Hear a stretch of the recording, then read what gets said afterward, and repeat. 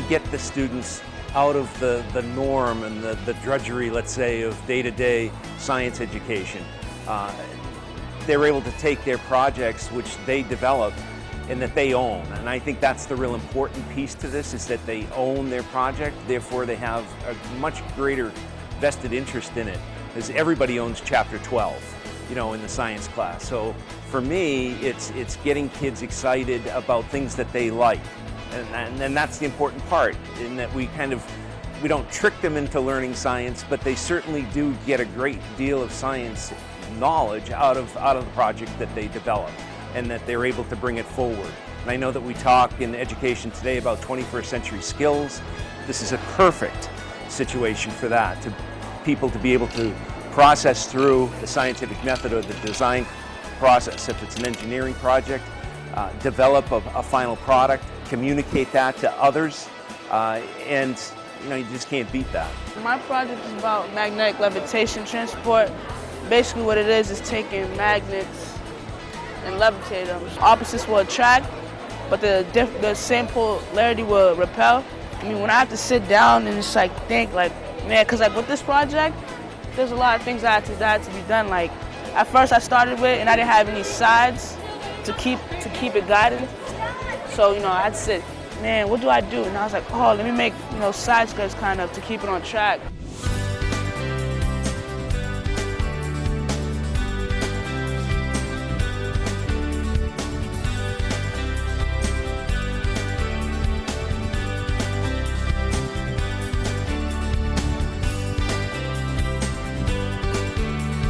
Camp Reach is a 2-week program. It's been going on for about 13 years now. This is our 13th year, actually. And it's a residential program for girls entering the 7th grade. The unique thing about Camp Reach is that they work on a design project with a community organization. So they use the engineering design process to solve a real-world problem, and then in the afternoon they do hands-on workshops and things like that.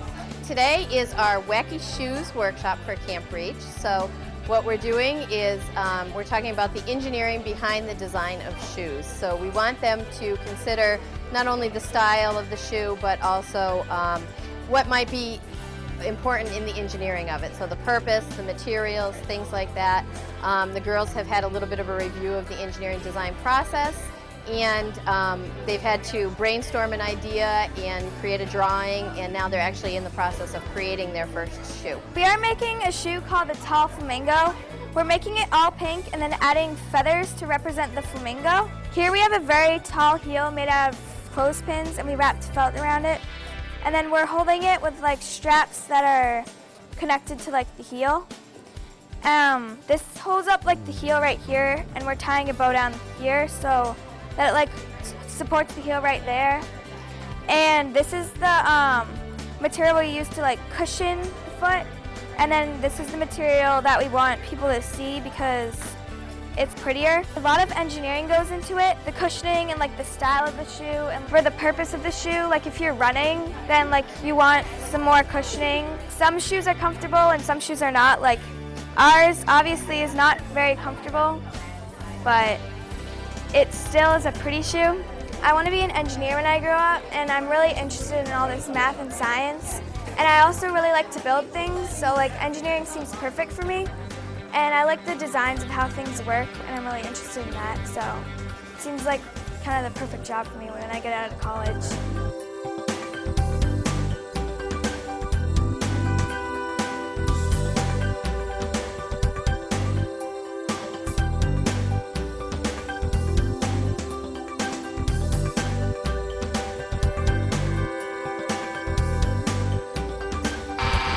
At the Regional Science Resource Center, which is part of UMass Medical School, we do a lot of hands-on activities for the students. They come in from various schools throughout central Massachusetts, and they get to come see what a real-world lab looks like. And they can do experiments that correlate to what they're learning in school, and then come here to use the actual equipment and get a real-world look at what's going on.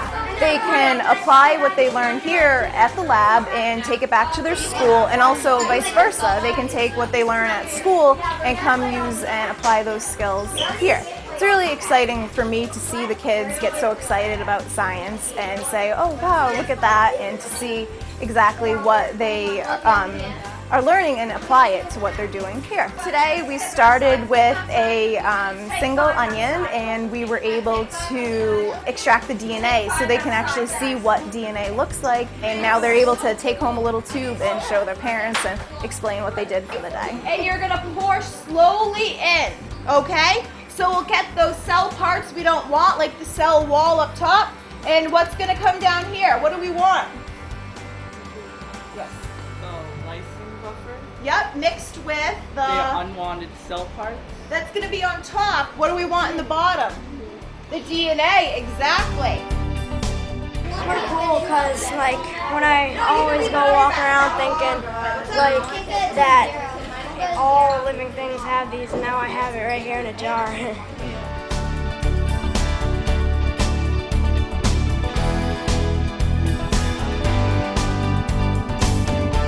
What qualities do I have that might help me in a STEM field? Well, we talked a little bit about the program that you were involved with at WPI. I think you said you did some teamwork in your projects, and those kinds of things are really important. So let's talk a little bit about teamwork. What exactly did you do when you were at the camp? Well, for example, when we were building the bridge, we built a double truss bridge, and then we weighed it according to some tons of weight. And then, of course, we had to work in teamwork. So we all came up with ideas, and we put them together, and then we decided to build a double truss bridge. So that's fantastic. I mean, teamwork is so important in any company, but especially within the technology field. Our employees work together in groups all the time, and it's really about problem solving, the design process, and how you're gonna come up with the right approach to every problem. So when you're working in a group, you start to learn from others, and you're able to build off those skills. So I think, teamwork, building those skills, your communication skills, and it sounds like the programs that you're involved with today are really going to help you do that. So I'd continue to pursue those types of activities in the future.